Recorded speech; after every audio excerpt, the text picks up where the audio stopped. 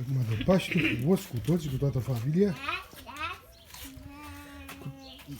Mamaia Maria, cu micuța Maria, cu ramul. Noi suntem aici, la grătar. Face și noi un grătar mic. Ce să face și noi? Grătarul așteaptă.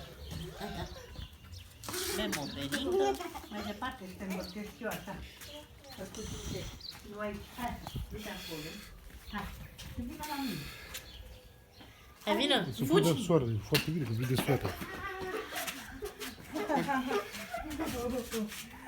Auzi, era Andreea Hai, vezi, prinde-o iar, hai. în parc, acolo. În parc. Și la fel îi făceam, dar era zăpadă. Ce fel Veneam de de la grădiniță. Ce că vezi că vin să Da, mami, e șmecheră, mami. Mami.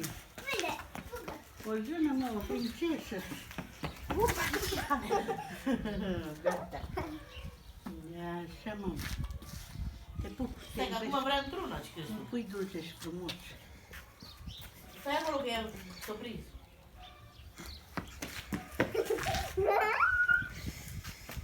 Mă, carnea de la bucătărie e bucățită? Lasă-o, că lasă că e congelat. Nu te o fac eu. Nu te. Uite, și Andreea tot așa se le îmbrațele mele. Cum o vezi pe ea, pupaia Andreea? Stai să mă duc să vezi, stai să vezi ce mi-aduc aminte, stai. Pentru că am și de la ea, am și de la... Stai să vă aduc ceva.